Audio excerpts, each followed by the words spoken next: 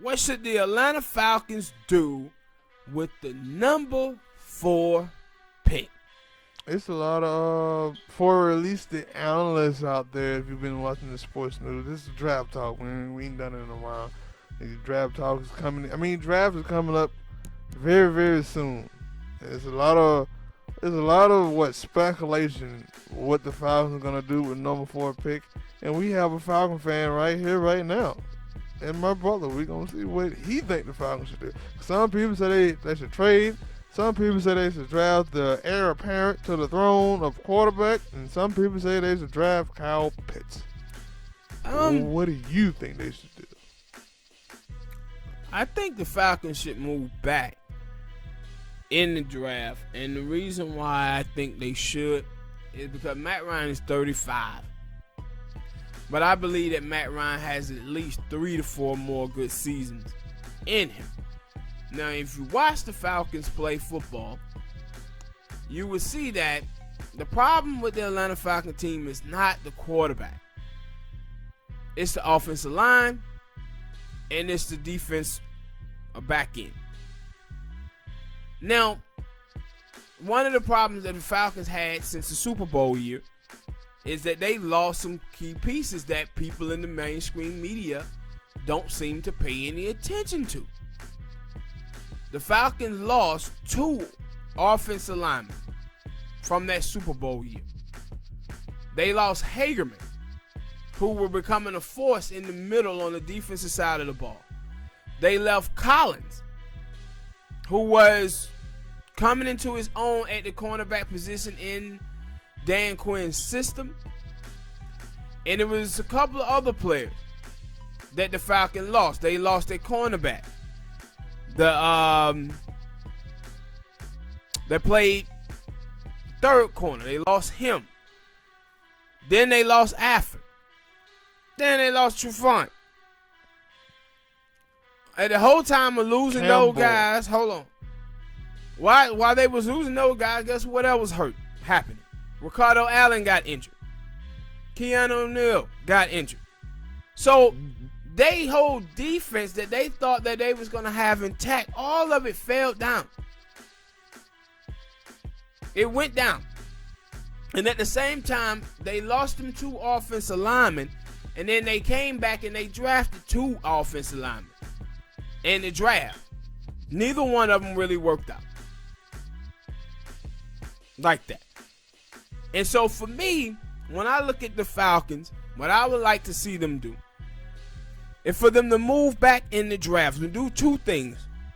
1, move back in the draft, but get into a place where you can still draft Kyle Pitts so that you can take the rest of the picks in that draft and use it on the defense, and then next year you can fill around on the defense and the offense, but you try to sign Kyle Pitts to lean on your offense, because you know defensively the picks that you get, they're not going to be this year picks, they're going to be next year or 2. So you're not going to be able to fix your defense completely this season.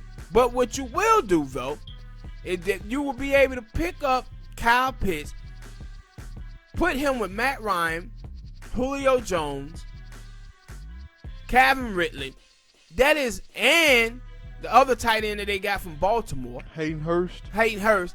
That is a offense that no defense in the league wants to see. Nobody wants to see that offense. Now, your defense still have holes in it on the back end. Like I said, they lost Keanu Neal. They lost KZ. They lost Ricardo.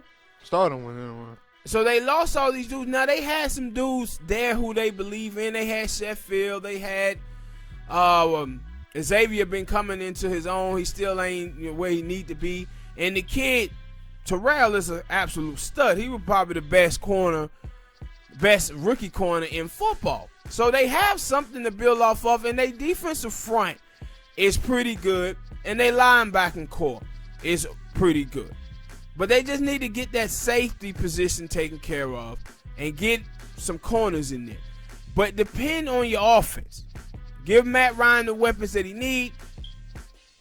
That's why I say move back and take Kyle Pitts and try to get the 3 first-round draft picks that they giving up to try to come up and get one of them quarterbacks. Now, my thing is you can't let Dallas you can't let Dallas get behind Dallas, because I believe if they get behind Dallas probably going to draft Kyle Pitts.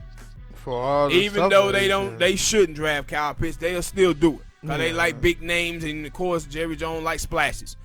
But if I'm the Atlanta Falcons, that's what I'm doing. And the thing is, I want to know, like, I know that they basically NFL analyst who does this. Not NFL analyst, but analyst who does this, because I look at it and I say the same thing, that I don't think that, like, everybody want to make it seem like, no, the only reason the Falcons are losing is because of the quarterback, because of Matt Ryan. And it was like, there's a lot of other stuff that's wrong with that team. It ain't just the quarterback. What you think, changing the quarterback, putting in a new quarterback, and everything is still bad, and then the new young quarterback, the new young shiny horse is going to come in and turn everything around? No. It kills me, dog. He going to get killed just as well because he don't know the offense. Yeah. But it killed me because as a Falcon fan, man, I watched the Falcon and I'm like, boy, if we ain't have Matt Ryan, boy, the Falcons most definitely would be over.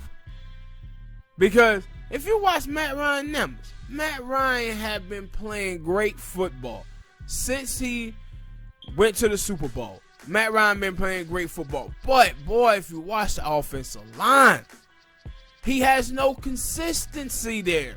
And if I said it would be different if you had one hole to plug on the offensive line. That is not the case. That Falcon got multiple holes on that offensive line. And when you watch them, this is the thing that I always say when you want to see whether it's the quarterback or whether it's something else on the team that is harming the team. When you watch the Falcons, what you saw from them is the Falcons had the ability to put up a lot of points, and they did. But then it would be drives in key situations where the offensive line stalls. It just stalls, and you look at it and you like, man, get moved out the way. It would be different if you told me Matt Ryan was missing throws, or Matt Ryan was throwing terrible interceptions, or Matt Ryan was fumbling the football. That ain't what's going on in Atlanta. What Matt Ryan is doing is getting sacked. Matt Ryan is getting pressured to the point where he had to throw the ball out of bounds. That's what happening to him. And this is not just something that happening to Matt Ryan right now.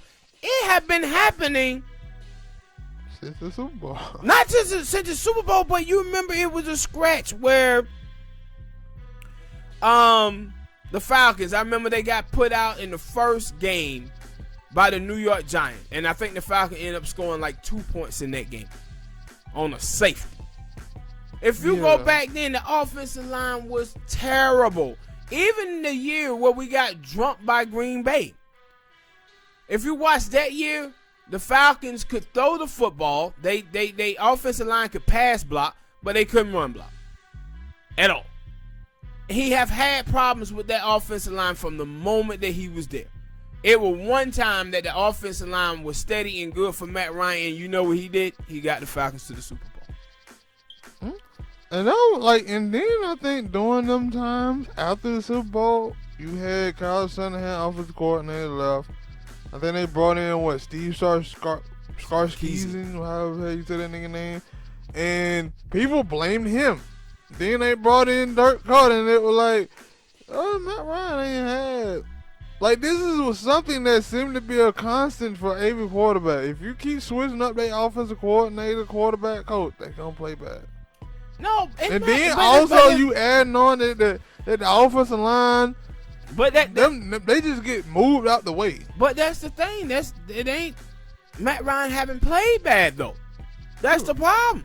He haven't. He played well under Sarkisian. That first year, Matt Ryan under Sarkisian damn near put up the same amount of numbers that he had did in the Super Bowl year. Close to the same numbers. Matt Ryan interception to touchdown rate, the Super Bowl. That's not a problem. And then if you go and watch the interceptions that he threw, watch the pressure, watch the pocket just absolutely collapse. But people just trying to put all the blame on him and thinking that, man, if the Falcons pick Zach Wilson or the Falcons take Justin Fields, all of a sudden everything on the Falcons going to be happy day. It's not. Like, and I don't understand how you can say, oh man, it was Matt Ryan is the reason why the Falcons was losing, and totally overlooked that the Falcons last year gave up more yards than any team in the NFL. And then also, Tom Brady almost put up 1,000 yards in 2 games. Also, you have to say, if the Falcons did draft a quarterback, they would be in the same position that the Green Bay Packers are in now. Especially because when I listened to the head coach, the whole head coach was like, "No, I can't to the team because the team had Matt Ryan and they had Julio Jones." Well, if you draft a quarterback that high at 4, no, these fans and people gonna be like, "No, why y'all still got Matt Ryan on the team?" Hell, cause like I said, with Green Bay's drafted Jordan Love with like the 24, 26, 27 pick in the draft, and it like, yeah, you can already see the writing on the wall that, yeah, Aaron probably not going to, unless them Green Bay trade Jordan Love for some picks, which I don't see them doing. Like, why? And why would you want to put that type of thing? And like, you see that now when Aaron is like, yo, I don't know if I'm going to be on this team. And you really want to do this with Matt Ryan? Another thing, too, I have thought about this. If the Atlanta Falcons stay put at 4 and they don't draft Kyle Pitts or they don't move back or whatever, the dude who they probably should take is Patrick Surtain Jr. I've seen people say and match him up with Terrell at that cornerback position. Ooh-wee. Now them dudes up front, Fowler, Jarrett, them guys now could probably get to the passer. I think I did see somebody with a draft board that looked like that one time. And that's why I said, like, before the trades went down with the Dolphins, the Eagles, and I think, who was in the third spot now? San Francisco. Like, those spots was the most coveted spots in the draft. And probably the Jets number 2 pick because they didn't know what they were going to do until they traded Sam Darnold. So that was just like, it'll be interesting to see. Normally you don't see too many trades going into the draft and that, or just happening on draft day anyway, but you've been seeing a couple more happen earlier. I don't know what it is, but I kind of like it. It makes the NFL more exciting. Thank y'all for listening, people. Hit the like button, subscribe to the channel. We really appreciate all the love you showing this video. And Falcon fans, tell me, man, what y'all think we should do at that 4th spot, or should we move back and collect picks, or should we draft Patrick Surtain, or we should draft Kyle Pitts, or who maybe is another player out there you like?